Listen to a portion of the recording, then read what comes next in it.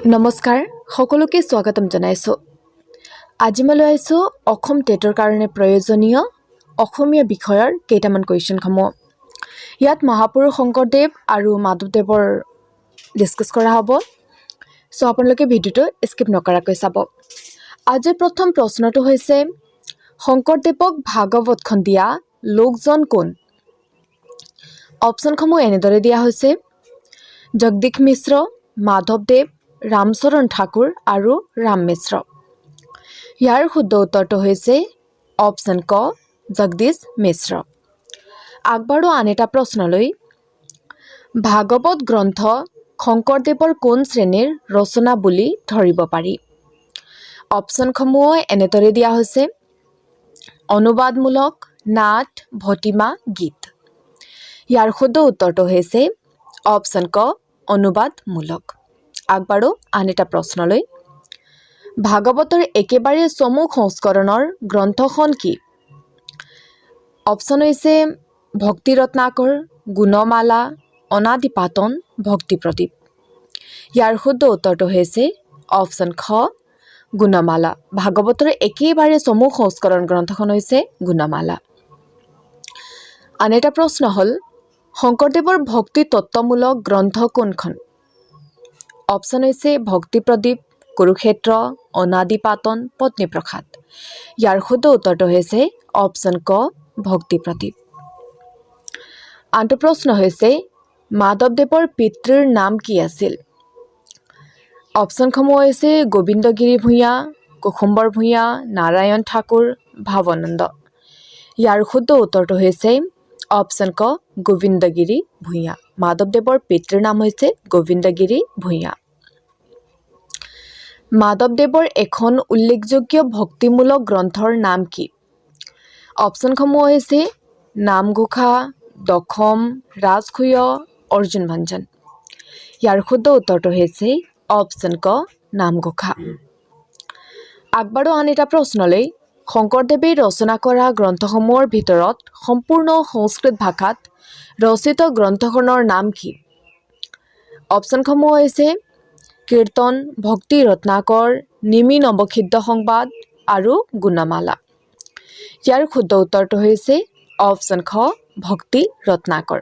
শংকৰদেৱে ৰচনা কৰা গ্ৰন্থসমূহৰ ভিতৰত সম্পূৰ্ণ সংস্কৃত ভাষাত ৰচিত গ্ৰন্থ হৈছে ভক্তি ৰত্নাকৰ। আগবাঢ়ো আন এটা প্ৰশ্নলৈ। শংকৰদেৱৰ কোনখন গ্ৰন্থক অসমৰ মৌচাক বুলি কোৱা হয়? অপশ্যনসমূহ হৈছে কুৰুক্ষেত্ৰ, ভক্তি প্ৰদীপ, ৰাম বিজয় আৰু কীৰ্তন। ইয়াৰ শুদ্ধ উত্তৰটো হৈছে অপশ্যন ঘ কীৰ্তন। আন এটা প্ৰশ্ন হৈছে শংকৰদেৱে ৰচনা কৰা অন্তিমখন নাট কি? অপশ্যনসমূহ হ'ল কেলিগোপাল, কালীয় দমন, ৰাম বিজয়, ৰুক্মিণী হৰণ। ইয়াৰ শুদ্ধ উত্তৰটো হৈছে অপশ্যন গ ৰাম বিজয়। আগবাঢ়ো আন এটা প্ৰশ্নলৈ। মাধৱদেৱে বিৰচিত প্ৰথমখন নাট কি? চোৰ ধৰা, অৰ্জুন ভঞ্জন, ভূমি লুটোৱা আৰু ভোজন বিহাৰ। ইয়াৰ শুদ্ধ উত্তৰটো হৈছে অপশ্যন খ অৰ্জুন ভঞ্জন। মাধৱদেৱে বিৰচিত প্ৰথমখন নাটক হৈছে অৰ্জুন ভঞ্জন। আগবাঢ়ো আন এটা প্ৰশ্নলৈ। নৱবিধ ভক্তিৰ ভিতৰত কোনবিধক নামঘোষাত মুখ্য স্থান দিয়া হৈছে? অপশ্যনসমূহ হৈছে স্মৰণ, বন্দন, কীৰ্তন, অৰ্চন। ইয়াৰ শুদ্ধ উত্তৰটো হৈছে অপশ্যন গ কীৰ্তন। আন এটা প্ৰশ্ন হৈছে মাধৱদেৱে ৰামায়ণৰ কোনটো কাণ্ড অনুবাদ কৰিছে? অপশ্যনসমূহ হ'ল আদিকাণ্ড, অৰণ্যকাণ্ড, কিষ্কিন্ধাকাণ্ড, উত্তৰাকাণ্ড।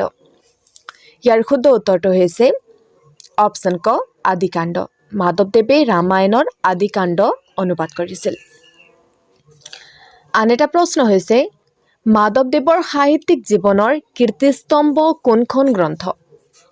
অপশ্যনসমূহ এনেদৰে দিয়া হৈছে ৰাজসূয় কাব্য, জন্ম ৰহস্য, অৰ্জুন ভঞ্জন, নামঘোষা। ইয়াৰ শুদ্ধ উত্তৰটো হৈছে অপশ্যন ঘ নামঘোষা।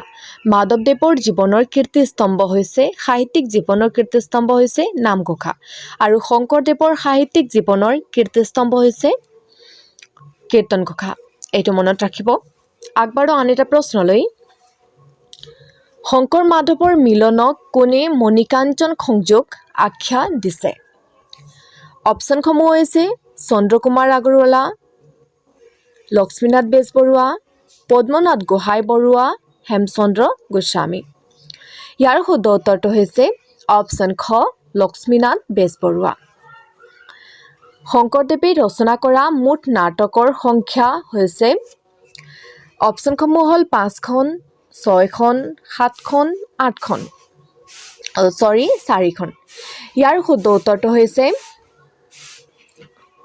অপশ্যন খ 6খন। শংকৰদেৱে ৰচনা কৰা মুঠ নাটকৰ সংখ্যা হৈছে 6খন। আগবাৰো আন এটা প্ৰশ্নলৈ। শংকৰদেৱৰ প্ৰথম কাব্যখনৰ নাম কি? অপশ্যনসমূহ হৈছে হৰিশ্চন্দ্ৰ উপাখ্যান, ৰুক্মিণী হৰণ, কুৰুক্ষেত্ৰ, দশম।